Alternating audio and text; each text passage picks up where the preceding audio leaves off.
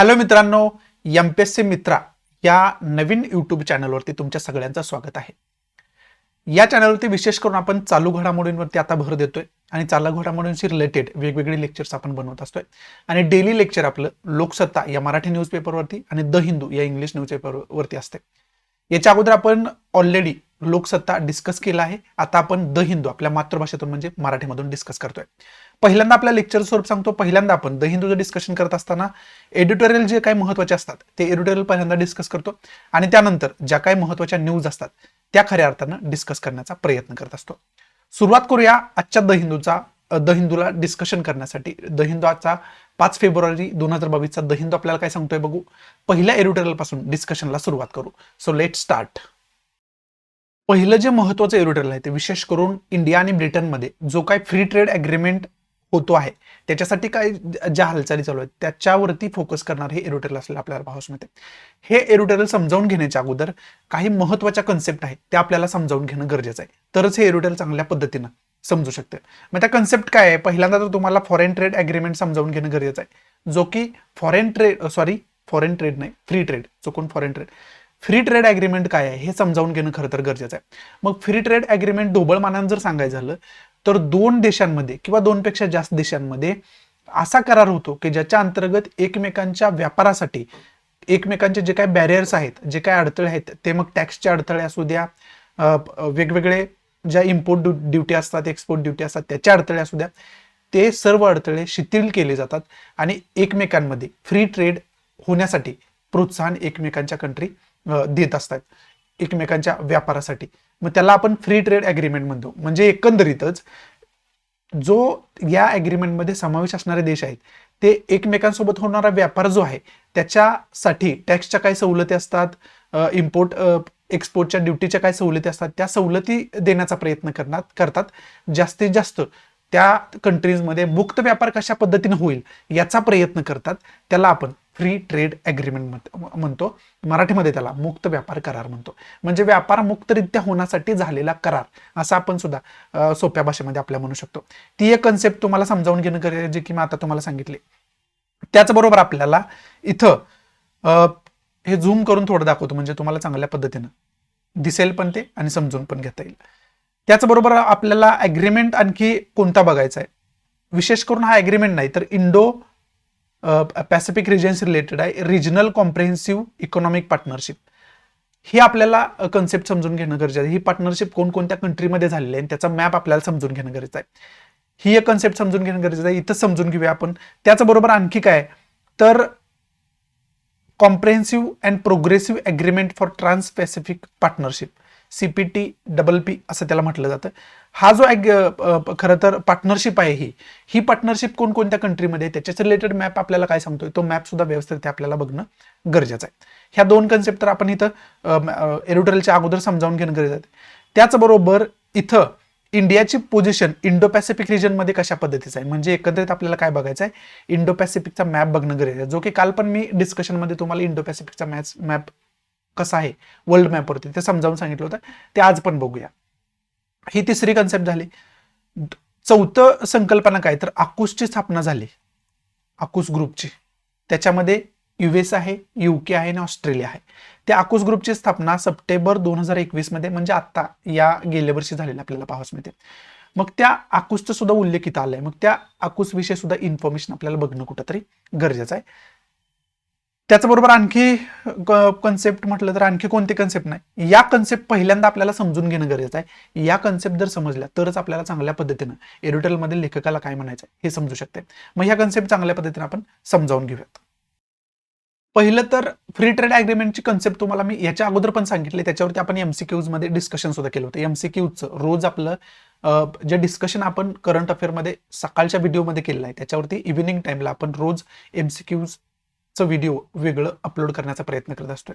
त्याचा सुद्धा तुम्ही लाभ घेत असाल. त्याच्यामध्ये सुद्धा फ्री ट्रेड अग्रीमेंटवरती मी क्वेश्चन फॉर्म केला होता, तो क्वेश्चन सुद्धा विचारला गेला होता. मग इथं आता तुम्हाला तशाच पद्धतीने मी फ्री ट्रेड अग्रीमेंटची बेसिक इन्फॉर्मेशन देण्याचा प्रयत्न केला, ढोबळ मानाने एक डेफिनेशन सांगण्याचा प्रयत्न केला. त्याचबरोबर आपल्याला कन्सेप्ट कोणती बघायची तर Trans Pacific Partnership, Comprehensive and Progressive Trans Pacific पार्टनरशिपची कन्सेप्ट इथं आली. मग त्या पार्टनरशिपमध्ये कोण कोण पार्टनर कंट्रीज आहेत तर त्याच्यामध्ये कॅनडा आहे, युनायटेड स्टेट ऑफ अमेरिका आहे म्हणजे अमेरिका आहे, मेक्सिको आहे, पेरू आहे, चिली आहे, त्याचबरोबर इकडे जपान कंट्री आहे, व्हिएतनाम आहे, ब्रुनेई आहे, सिंगापूर आहे, मलेशिया आहे, ऑस्ट्रेलिया आहे आणि इकडं न्यूझीलंड आहे. एवढ्या कंट्री खरं तर या पार्टनरशिपमध्ये पार्टनर म्हणून सहभागी झालेला आपल्याला पाहावयास मिळतात. दुसरा याचाच मॅप बघितला तर तुम्हाला चांगल्या पद्धतीनं वेगळ्या पद्धतीने हा मॅप दाखवण्याचा प्रयत्न केलाय. म्हणजे हा ट्रान्स पॅसिफिक याला नेमकं कशासाठी म्हणत असतील तर ऑब्वियस आहे, या कंट्रींच्या मधला जो हा समुद्राचा एरिया आहे तो समुद्राचा एरिया पॅसिफिक ओशनचा एरिया आहे, पॅसिफिक महासागर आहे तो. त्यामुळे खरं तर त्याला ट्रान्स पॅसिफिक पार्टनरशिप असं म्हणतात त्याला. म्हणजे पॅसिफिक महासागराच्या शेजारील ज्या कंट्रीज आहेत त्या विशेष करून या पार्टनरशिपमध्ये सहभागी असलेल्या आपल्याला पाहावयास मिळतात. Japan, Vietnam, Malaysia, Brunei, Singapore, Australia, New Zealand. म्हणजे वेगळ्या पद्धतीनं मॅप दाखवण्याचा इथं प्रयत्न केलाय. तो मॅप जो बघितला तो रेग्युलर मॅप आपण बघितला, हा दुसऱ्या साईडनं मॅप दाखवण्याचा प्रयत्न केलाय. कॅनडा, मेक्सिको, पेरू, चिली आणि हे जे आहेत ते विशेष करून कोणाच्या शेजारच्या कंट्रीज आहेत, पॅसिफिक ओशनच्या किनारपट्टीच्या कंट्री असलेल्या आपल्याला पाहाव्यास मिळतात. असा मॅप बघितला तर आपल्याला हे समजू शकतं. आणि या सुद्धा मॅपमध्ये तो एरिया नॉर्थ पॅसिफिकचा हा रिजन आहे आणि इकडे साऊथ पॅसिफिकचा रिजन आहे. म्हणजे एकंदरीत हा जो रिजन आहे तो पॅसिफिक ओशनचा रिजन असलेला आपल्याला पाहाव्यास मिळतो. त्यामुळे ही कन्सेप्ट जी आहे ती एक वास्ट कन्सेप्ट आहे, ती पहिल्यांदा समजून घेणं गरजेचं आहे. त्याच्यावरतीच आधारित हे एरोटेल असलेलं आपल्याला पाहावयास मिळते. मग ते एरोटेल समजून घेण्यासाठी हे अगोदर समजून घेणं गरजेचं आहे. त्यामुळे तुम्हाला मॅपच्या माध्यमातून हे तुम्हाला दाखवण्याचा प्रयत्न केला. त्याचबरोबर आणखी कन्सेप्ट कोणती आली तर RCEP ची कन्सेप्ट आली, ज्याला आपण काय म्हणतो, regional comprehensive economic partnership. Regional comprehensive economic partnership त्याला म्हणतो आपण. म्हणजे इकॉनॉमिक पार्टनरशिप आहे, आर्थिक भागीदारी आहे, त्याला आपण रिजनल कॉम्प्रेहेन्सिव्ह इकॉनॉमिक पार्टनरशिपला आर्थिक भागीदारी मराठीमध्ये म्हणू शकतो. मग त्या कंट्री कोणकोणत्या आहेत तर त्या कंट्री इथं आपल्याला असलेल्या पाहाव्यास मिळतात.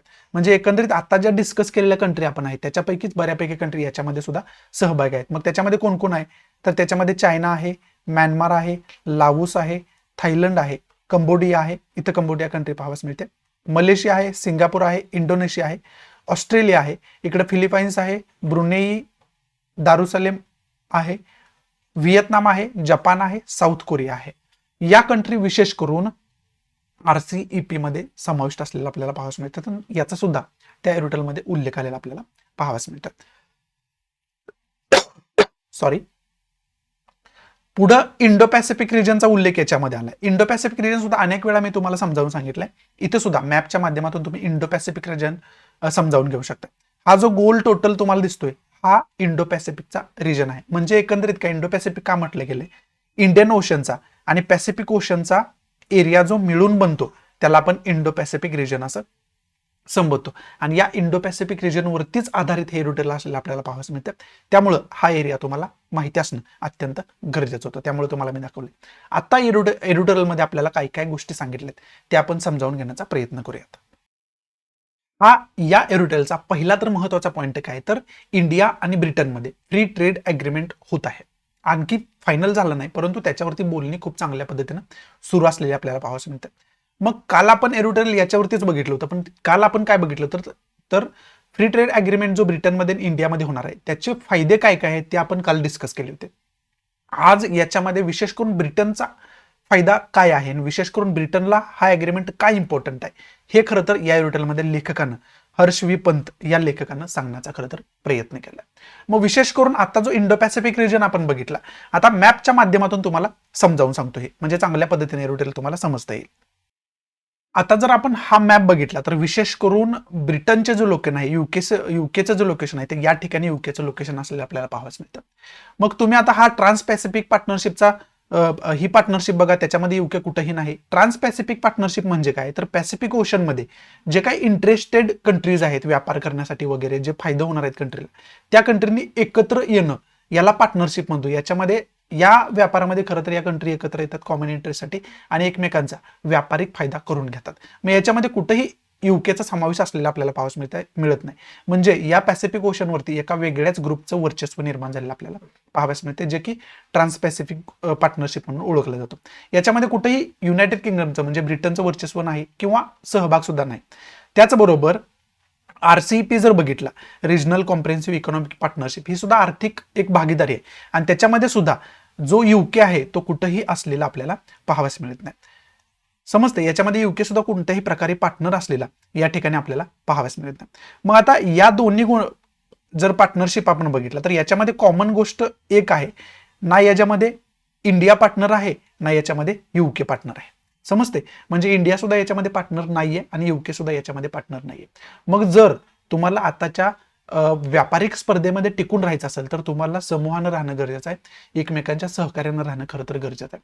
त्याच्यामुळे अनेक कंट्रीसोबत पार्टनरशिप करणं खरं तर गरजेचं आहे. आणि विशेष करून सामुद्रिक व्यापाराचा जर आपण विचार केला तर इंडो पॅसिफिक रिजन जो आहे तो इंडो पॅसिफिक रिजन खूप त्याचं एक वेगळं महत्व असलेलं आपल्याला पाहावयास मिळतं.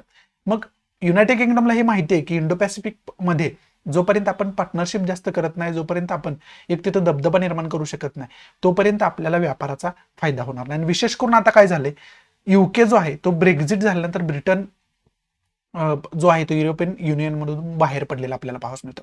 आणि तो जो ब्रिटन युरोपियन युनियन मधून बाहेर पडलाय त्याला आपण ब्रेक्झिट म्हणतो. त्यामुळं काय झालं तर युरोपियन युनियन मधले बाकी काही युरोपियन कंट्रीज होत्या त्याच्यासोबत, त्या कंट्रीसोबत जो ब्रिटनचा व्यापार सुरू होता त्याच्यामध्ये ब्रिटन आता ब्रेक्झिट झाल्यामुळे युरोपियन युनियनमधून बाहेर पडल्यामुळे युरोपियन युनियन मधल्या कंट्री कुणाला प्रेफर कुणाला करणार तर ज्या युरोपियन युनियनमध्ये इन्व्हॉल्व्ह आहेत, कंट्री समाविष्ट आहेत त्यांनाच प्रेफर करणार. आणि आता ब्रिटन त्याच्यातून बाहेर पडलाय म्हणजे ब्रिटनला वेगळी वागणूक तिथे दिले जाणार. व्यापाराचे जे काही तोटे आहेत ते ब्रिटनला आता सहन करावे लागायला लागलेत. त्यामुळे आता ब्रिटनला काय करावं लागले तर दुसरीकडे आपला मोर्चा वळवणं गरजेचं पडलेलं आहे. आणि त्याच्यामध्ये त्यांच्यासाठी महत्वाचा एरिया कोणता आहे, मग इंडो पॅसिफिकचा रिजन म्हणजे पॅसिफिक रिजन. एकंदरीत विचार केला तर हिंदी महासागर आणि पॅसिफिक महासागर हे दोन महत्वाचे एरिया त्यांच्यासाठी जास्त व्यापारिक फायदा देणारे ठरणार आहेत. त्यामुळे युरोपियन युनियन मधून बाहेर पडल्यानंतर त्यांना फायद्याच्या शोधात आहेत, ते व्यापारिक सहकार्याच्या शोधात आहेत, फायद्याच्या शोधात आहेत. आणि त्यांचा शोध कुठं आला आता तर हिंदी महासागर आणि पॅसिफिक ओशन मध्ये. परंतु आतापर्यंत ते युरोपियन युनियनची एक भागीदार कंट्री होती, एक समाविष्ट असणारी युरोपियन युनियनची एक कंट्री होती युनायटेड किंगडम. त्याच्यामुळे त्यांना आतापर्यंत इंडो पॅसिफिकचं एवढं महत्व जाणवलं नाही, कारण त्यांना युरोपियन युनियन सांभाळून घेत होतं आतापर्यंत. पॅसिफिक ओशनचं एवढं महत्व जाणवलं नाही. परंतु जेव्हापासून ते युरोपियन युनियन मधून बाहेर पडले तेव्हापासून त्यांना समजायला लागले की या रिजनचं महत्व काय आपल्यासाठी. त्यामुळे खऱ्या अर्थानं त्यांनी युरोपियन युनियन विशेष करून ब्रिटननं काय केलं आता तर या एरियामध्ये इंटरेस्ट दाखवायला सुरुवात केली. मग त्याचाच परिणाम काय झाला तर आकुस या ग्रुपची स्थापना केली गेली. आकुस या ग्रुपमध्ये कोण कोण आहे तर त्याच्यामध्ये युएसए आहे, त्याच्यामध्ये युनायटेड किंगडम आहे आणि त्याच्यामध्ये ऑस्ट्रेलिया आहे. या तिघांनी मिळून सप्टेंबर 2021 मध्ये आकुस या ग्रुपची स्थापना केली होती. आणि या आकुस या ग्रुपची स्थापनाच कोणत्या धर्तीवरती झाली तर इंडो पॅसिफिक रिजनवरती झाली. आणि त्याच्यामध्ये विशेष करून भर कशाला दिलाय तर युएसए जो आहे तो ऑस्ट्रेलियाला सबमरीन म्हणजे पाणबुड्या, अणुवस्त्रधारी पाणबुड्या प्रोव्हाइड करणार आहे, जेणेकरून काय होईल तर ऑस्ट्रेलियाचा जो दबदबा आहे या एरियामध्ये तो दबदबा कायम राहील. म्हणजे इतर कंट्री आता फॉर एक्झाम्पल चायना जी कंट्री आहे ते वारंवार पॅसिफिक रिजनमध्ये इलिगल हस्तक्षेप करण्याचा प्रयत्न करत असते, स्वतःच्या व्यापारिक हेतूसाठी इलिगल म्हणजे बेकायदेशीर कारवाई करण्याचा प्रयत्न करत असते. जसं की तर साऊथ चायना सीचा एरिया आहे, या साऊथ चायना सी मध्ये ते इलिगल हस्तक्षेप करण्याचा वारंवार प्रयत्न करत असतात. मग अशा प्रकारे जर त्यांचं वर्चस्व तिथे प्रस्थापित झालं तर ऑब्व्हियस आहे ते व्यापारामध्ये अग्रेसर बनतील. आणि बाकी कंट्रीला जरी अग्रेसर बनले तर त्याच्याशी काय प्रॉब्लेम नाही, परंतु त्यांच्या या कारवायांमुळे बाकीच्या कंट्रीचे जे व्यापार आहेत ते धोक्यात येत आहेत, बाकीच्या कंट्रीचे जे इंटरेस्ट आहेत ते धोक्यात येतात. त्यामुळे खरं तर अशा प्रकारच्या ग्रुपची गरज होती. दुसरं काय तर ब्रिटनला आता अशा प्रकारच्या ग्रुपची गरज आहे म्हणजे आहेच, कारण युरोपियन युनियनमधून ते बाहेर पडलेले आहेत. त्यामुळे आर्थिकरित्या स्टेबल राहण्यासाठी त्यांना त्यांचा जो व्यापार आहे तो प्रोग्रेस करणं गरजेचं आहे, व्यापारामध्ये प्रगती करणं गरजेचं आहे. त्याच्यामुळे खरं तर आकुस या ग्रुपमध्ये ब्रिटन समाविष्ट झालेला आपल्याला पाहावयास मिळतं. हा पहिला पॉईंट झाला. दुसरा पॉईंट, आता ब्रिटन काय करतं इंडियासोबत फ्री ट्रेड ॲग्रीमेंट करत आहे. मग फ्री ट्रेड ॲग्रीमेंट करत आहे म्हटल्यावर याच्यामध्ये इंडियाला तर फायदा आहेच, त्याचबरोबर ब्रिटनला सुद्धा त्याचा जास्त फायदा असलेला आपल्याला पाहावयास मिळते. कारण हिंदी महासागराचं हर्ट आपण म्हणू शकतो, या एडिटोरियलमध्ये सांगितलंय की हिंदी महासागर एरियामधला एकंदरीत इंडो पॅसिफिक रिजन मधला जर कुणाला महत्वाचा पार्ट म्हणायचा झालं तर तो इंडिया महत्वाचा पार्ट आहे आताच्या काळामध्ये. त्याला इंडो पॅसिफिक रिजनचं हार्ट म्हटलं गेलं, हृदय म्हटलं गेले या एरोटेलमध्ये. मग त्यामुळं खरं तर ब्रिटनला या एरियामध्ये स्वतःचं एक बस्तान बसवायचं असेल तर इंडियासोबत पार्टनरशिप करणं गरजेचं आहे, इंडियासोबत अशा प्रकारचे ॲग्रीमेंट करणं गरजेचं आहे. आणि त्याच ॲग्रीमेंटचा उल्लेख खऱ्या अर्थानं या ठिकाणी दिलेला आहे. आणि बाकी पार्टनरशिप या एरियामध्ये बाकी ग्रुप स्थापन झालेले आहेत, त्याच्यामध्ये ट्रान्स पॅसिफिक पार्टनरशिप या ग्रुपचा उल्लेख आलाय. त्याचबरोबर रिजनल कॉम्प्रेहेन्सिव्ह इकॉनॉमिक पार्टनरशिप जे आहे त्या पार्टनरशिपचा उल्लेख आलेला आहे. आणि त्याच्यामध्ये कोणत्याही प्रकारे ब्रिटनचं अस्तित्व नाही. या इंडो पॅसिफिक रिजनमध्ये हे 2 ग्रुप खूप महत्त्वाचे आहेत. आणि या इंडो पॅसिफिक रिजनमध्ये त्या 2 ग्रुपमध्ये ना इंडियाचं अस्तित्व आहे ना युकेचं अस्तित्व आहे. त्यामुळे दोन्ही कंट्रींचं इंटरेस्ट जे आहे ते व्यापाराच्या दृष्टीतून सेम असलेले आपल्याला पाहावयास मिळतात. त्यामुळे या फ्री ट्रेड ॲग्रीमेंटचा इंडियाला सुद्धा फायदा होणार आहे, ब्रिटनला सुद्धा होणार आहे. पण ब्रिटनला कसा जास्त फायदा होणार आहे, ब्रिटनला का हे महत्त्वाचं आहे, हे खरं तर एरोटेलमध्ये समजावून सांगितले, जे की मी तुम्हाला चांगल्या पद्धतीने समजावण्याचा प्रयत्न केला. बाकी या एरोटेलमध्ये इम्पॉर्टंट असं काही नाही आहे. या एरोटेलमध्ये इम्पॉर्टंट जे काय होतं त्या कन्सेप्ट ऑलरेडी अगोदर समजावून सांगितलं तुम्हाला.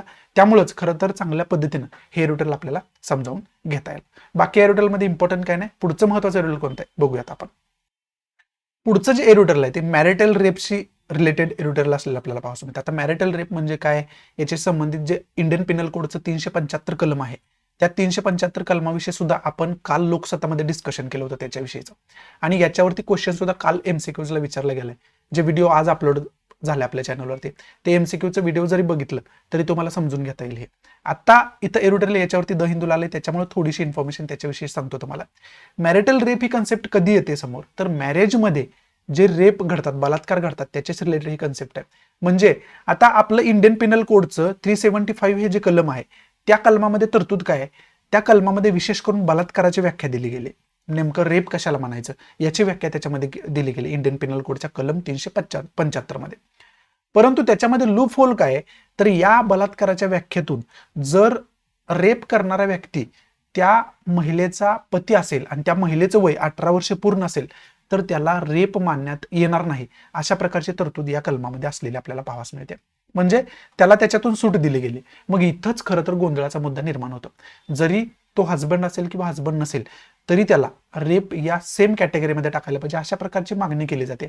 आणि दिल्ली हायकोर्टामध्ये तशा प्रकारची पिटिशन सुद्धा दाखल केली गेली होती. मग दिल्ली हायकोर्टानं सेंट्रल गव्हर्नमेंटला प्रश्न विचारला त्याच्याविषयी की हे जे कलम आहे त्याच्यामध्ये तुम्ही काय बदल करणार आहात किंवा तुमचा काय विचार आहे. त्याच्यावरती सेंट्रल गव्हर्नमेंटनं सांगितलं की याच्याशी संबंधित जे स्टेक होल्डर आहेत त्यांच्याशी डिस्कशन करणे याच्यासाठी गरजेचं आहे. ते डिस्कशन केल्यानंतर सेंट्रल गव्हर्नमेंट आता हायकोर्टाला त्याच्याविषयीचं उत्तर देताना आपल्याला पाहावयास मिळेल. त्याचबरोबर याच्यामध्ये आणखी एका कमिटीचा उल्लेख आलाय, JS वर्मा कमिटी. आणि JS वर्मा कमिटीनं याच्या अगोदरच ही जी काय पद्धत आहे ते चुकीच्या अशा प्रकारचा रिपोर्ट दिला होता. म्हणजे याच्यावरती विचार व्हायला पाहिजे अशा प्रकारचा रिपोर्ट त्यांनी दिला गेला होता. परंतु त्याच्यावरती आपण कितपत विचार केला हे सुद्धा खरं तर आपल्याला विचार करायला लावणार आहे, असं कुठंतरी या एरोटेलमध्ये सांगितलं आपल्याला पाहावयास मिळते. म्हणजे एकंदरीत या एरोटेलमध्ये आपल्याला सेक्शन 375 ऑफ इंडियन पिनल कोडचा अभ्यास करायचा आहे. त्याचबरोबर या एरोटेलमध्ये दिलं नाही, परंतु मी तुम्हाला सांगतोय दुसरा की पॉईंट आपण याच्या अंतर्गत काय अभ्यास करायचा की डोमेस्टिक व्हायलन्स ऍक्ट जो आहे तो डोमेस्टिक व्हायलन्स ऍक्ट सुद्धा आपल्याला अभ्यास करून ठेवणं गरजेचं आहे. कुठंतरी त्या डोमेस्टिक व्हायलन्स ऍक्टचा डिटेलमध्ये आपण अभ्यास करून ठेवणं कुठेतरी गरजेचं होऊन बसतं. बाकी एरोटेलमध्ये इम्पॉर्टंट असं काही नाहीये. हे 2च एरोटेल आजच्या द हिंदूला खरं तर महत्त्वाचे होते. आता ज्या काही महत्त्वाच्या न्यूज आहेत त्या महत्त्वाच्या न्यूज डिस्कस करण्यास सुरुवात करूयात. पुढची न्यूज आहे ती पंजाबशी रिलेटेड असलेली आपल्याला पाहावयास मिळते. पंजाबचे CM जे आहेत चन्नी, त्यांचे जे नेफ्यू आहेत यांना इन्फोर्समेंट डिरेक्टरीकडून अटक करण्यात आलेली आपल्याला पाहावयास मिळते. त्यामुळे खूप कॉन्ट्रोवर्सीचा मुद्दा ठरला आणि विशेष करून इलेक्शनच्या पिरियडमध्ये अशा प्रकारची कृती होणं हे खरं तर विचार करायला लावणार आहे आपल्याला. आता याचा एक भारतीय नागरिक म्हणून जर विचार केला तर मला हे समजत नाही की सेंट्रल ब्युरो ऑफ इन्व्हेस्टिगेशन असू द्या किंवा इन्फोर्समेंट डिरेक्टरी असू द्या हे इलेक्शनच्या पिरियडमध्येच का जागे होतात, याचा खरं तर आपण विचार करणं कुठंतरी गरजेचं आहे एक भारतीय नागरिक म्हणून. बाकी आपल्या सिलेबसच्या दृष्टीतून जर पॉईंट काढायचा झाला आपल्याला तर पहिला की पॉईंट निघू शकतो की ED हे जे आहे इन्फोर्समेंट डिरेक्टरी जी आहे ती कसली बॉडी आहे, कॉन्स्टिट्युशनल बॉडी आहे की स्टॅच्युटरी बॉडी आहे, याची थोडीशी इन्फॉर्मेशन आपण काढून ठेवणं कुठेतरी गरजेचं आहे. आणि त्याचबरोबर CBI हे अशा बॉडीज आहेत की इलेक्शनमध्ये फक्त जास्त फोकसमध्ये न्यूजमध्ये असतात किंवा कोणतं गव्हर्नमेंटचं इंटरेस्ट असेल तर कुठंतरी न्यूजमध्ये असतात. त्यामुळे यांचं स्टॅच्युटरी बॉडी आहे की कॉन्स्टिट्युशनल बॉडी आहे, याची रचना कशा पद्धतीची असते, चेअरमन याचे कोण असतात मेन अधिकारी, त्यांची नेमणूक कशा पद्धती होत असते, याचा एक उहापोह करणारी इन्फॉर्मेशन तुमच्याकडे असायला पाहिजे. डिटेल इन्फॉर्मेशन तुमच्याकडे असणं कुठंतरी गरजेचं आहे. बाकी याच्यामध्ये इम्पॉर्टंट असं काही नाहीये. पुढची न्यूज आहे ती विशेष करून हेट स्पीचची रिलेटेड असलेली न्यूज आपल्याला पाहाव्यास मिळते. आता विशेष करून हरिद्वारमध्ये जो प्रकार घडला त्याच्यामध्ये हिंदू धर्म संसदेने सभा भरवली होती. त्याच्यामध्ये काही लोकांनी मुस्लिम बांधवांच्या विरोधात भाष्य केलं. मुस्लिमांना या देशातून साफ करायला पाहिजे, त्यांचं जिनोसाईड करायला पाहिजे, म्हणजे सामूहिक कत्तल करायला पाहिजे. जसं रोहिंग्यासोबत म्यानमारमध्ये केलं तशाच पद्धतीची कृती आपण मुस्लिमांसोबत इंडियामध्ये करायला पाहिजे. अशा प्रकारची एक गलिच्छ भाषा तिथं वापरली गेली. एका समुदायाबद्दल द्वेष पसरवण्याचा खरं तर प्रयत्न केला गेला. त्याच्याशी रिलेटेड लोकसभामध्ये AIMIMचे जे प्रेसिडेंट आहेत असदुद्दीन ओवेसी त्यांनी स्पीच दिलेली आपल्याला पाहावयास मिळते. आणि त्यांनी हे सांगितलं की मला झेड सिक्युरिटी देण्यापेक्षा मला एक कॅटेगरीची सिटिझनशिप देणं गरजेचं आहे. म्हणजे जसं की तुम्ही इतरांना भारतात सिटिझन मानता तसं मुस्लिम म्हणून मला सुद्धा भारतात सिटिझन प्रत्येक नागरिकांनी मानायला पाहिजे. तशा पद्धतीचं वातावरण मला या इंडियामध्ये पाहिजे. अशा प्रकारचं भाष्य त्यांनी या संसदेमध्ये केलेलं आपल्याला पाहावयास मिळालं, लोकसभेमध्ये केलेलं आपल्याला पाहावयास मिळालं. त्यामुळे खरं तर हा मुद्दा हेट स्पीचचा पुन्हा एकदा न्यूजमध्ये आलेला आपल्याला पाहावयास मिळते. काल पण हे न्यूजमध्ये, तर अनेक दिवसांपासून हे न्यूजमध्ये. त्यामुळे याच्याशी रिलेटेड एकतर hate speech related detail information आपल्याकडे असायला पाहिजे. हा पहिला की पॉईंट आपला. दुसरा की पॉईंट स्पीचचे रिलेटेड इथं बोलले गेले. त्यामुळं भारतीय राज्यघटनेमध्ये फ्रीडम ऑफ स्पीचचे रिलेटेड, त्याला आपण मराठीमध्ये संभाषण स्वातंत्र्य किंवा अभिव्यक्ती स्वातंत्र्य असं म्हणतो, त्याच्याशी रिलेटेड कोणते आर्टिकल्स महत्त्वाचे आहेत त्याची डिटेल इन्फॉर्मेशन आपल्याला असायला पाहिजे. तिसरा की पॉईंट विशेष करून धर्माच्या आधारावरती अशा प्रकारचे हेट्रेड पसरवलं गेलं. मग त्याच्याशी रिलेटेड सुद्धा आपल्याला भारतीय राज्यघटनेमध्ये धर्माशी रिलेटेड फ्रीडम ऑफ रिलिजन्सशी रिलेटेड काय तरतुदी केल्या गेल्यात याची डिटेल इन्फॉर्मेशन आपण काढून ठेवणं अत्यंत गरजेचं होऊन बसतं. मग तशी सुद्धा इन्फॉर्मेशन आपण विशेष करून काढून ठेवायला पाहिजे. तिसरा की पॉईंट तो होऊ शकतो आपला. हे 3 की पॉईंट खऱ्या अर्थानं आपण डिटेलमध्ये अभ्यास करून ठेवायला पाहिजे.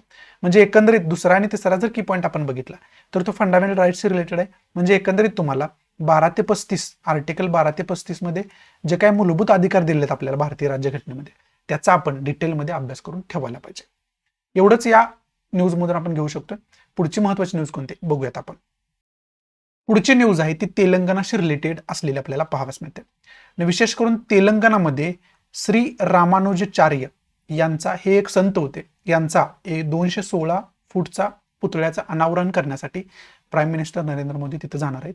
त्याच्याशी रिलेटेड ही न्यूज असलेली आपल्याला पाहावयास मिळते. याच्यातून एकच की पॉईंट आपल्याला घेऊ शकतो आपण, ते म्हणजे श्री रामानुजाचार्य यांच्याविषयीची डिटेल इन्फॉर्मेशन आपण काढून ठेवायला पाहिजे.